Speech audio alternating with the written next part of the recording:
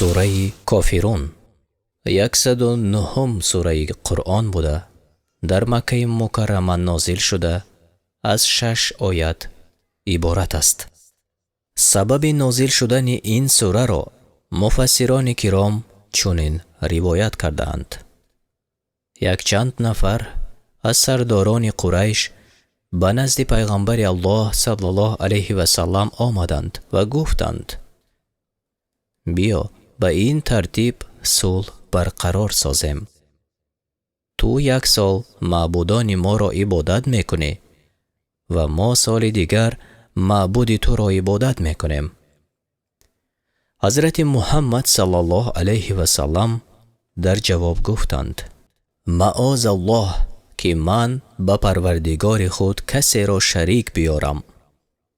معلوم بود که کافران در ظاهر صلح کردنی شدند، لیکن آن صلح نه بلکه مداهنه بود. یعنی مداهنه در ظاهر صلح و در باطن خلاف صلح را میگویند. پس این سوره مبارکی توحید و براءت یعنی خلاصی از شرک و گمراهی نازل شد. در آن نزاعی بین دو طایفه اهل ایمان و بت پرستان بیان می شود. بیخردی آنها آشکار می گردد. خواهش های کافران رد می شود. بسم الله الرحمن الرحیم. به نام الله که بی اندازه مهربان و بی نهایت با رحم است. قل یا ایها الکافرون.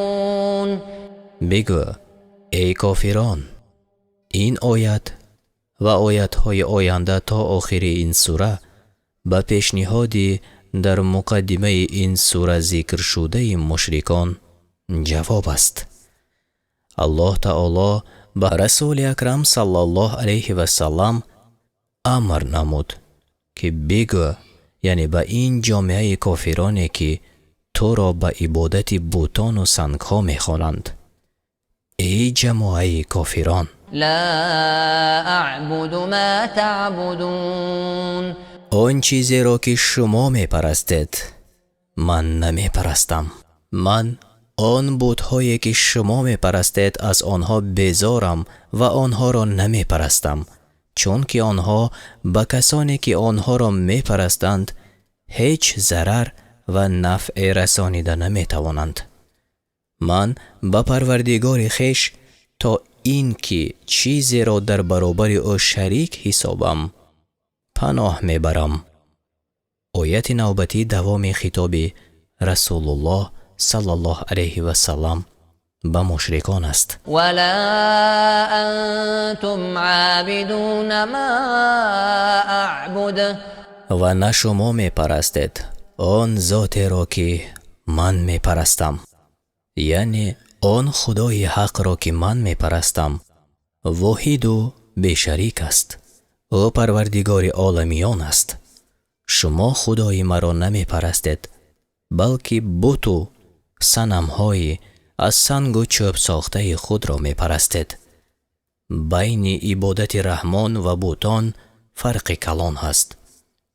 به روایت تکرار آیت ها برای آن است که کافران مقصد داشتند که رسول الله صلی الله علیه و سلم را به عبادت بت‌های خود رضا کنانند، اما رسول الله صلی الله علیه و سلم پیشنهاد آنها را رد نموده قبول نفرمودند. ولا انا عابد ما عبدتم. و نه من پرستش خواهم کرد آنچه شما می پرستید.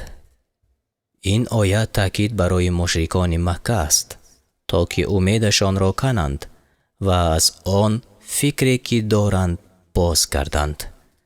رسول الله صلی الله علیه و سلم تکرارا می گوید که من نه حاضر و نه در آینده با راه شما نمی روم و هیچ یکی از آلیه های شما را عبادت نمی کنم، بلکه الله یگانه را به آن طریقی که او دوست می دارد و راضی می گردد عبادت و پرستش میکنم. ولا أنتم عابدون ما أعبد و نه شما پرستش خواهید کرد ذات را که من میپرستم.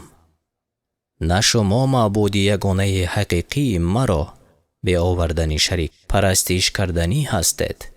یعنی اگر شما الله را عبادت کردنی شوید هم آن را به واسطه عبادت نمی کنید. بین الله و خودتان چیزی را مثل بتانی از سنگ و چوب ساخته شده را واسطه می کنید. از بتها طلب می کنید که خواهش شما را به الله رسانند. از الله برای شما نعمت طلب کنند. چون این عبادت نزد پروردگار مقبول نیست و من از چنین عبادت مشرکانه بیزارم. من خداوند را به واسطه عبادت و پرستش می کنم، اما در حال حاضر باشد. لكم دينكم ولي دين.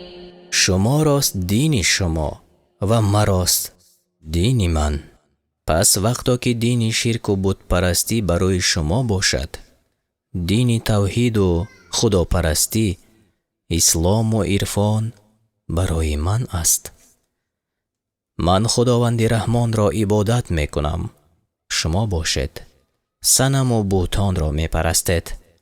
مضمون این سوره به عبادت پروردگار واحد و قهار نهایت دلالت قطعی می کند. آن وقت که شماره مسلمانان کم بود، الله با این آیت یعنی آیت 6 به پیغمبر خود امر کرد که کافران را تا مدت به حال خود گذارد. چون اسلام قوت گرفت و صف مسلمانان زیاد شد، الله حکم این آیت را منسوخ گردانید، یعنی از عمل باز داشت. رسول اکرم صلی الله علیه و سلم باز مشرکان را برای اسلام حقیقی و ترک نمودن پرستش بتها و رای آوردن به عبادت الله یکتا دعوت نمودند.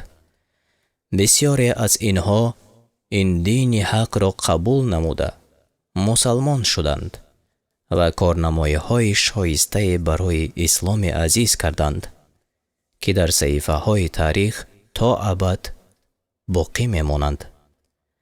در حدیث آمده است که هر کی این سوره را بخواند گویا از 4 بخش یک بخش قرآن را خوانده باشد. روایت شده است که کسی این سوره و سوره اخلاص را بخواند از کفر و نفاق دور باشد. والله اعلم.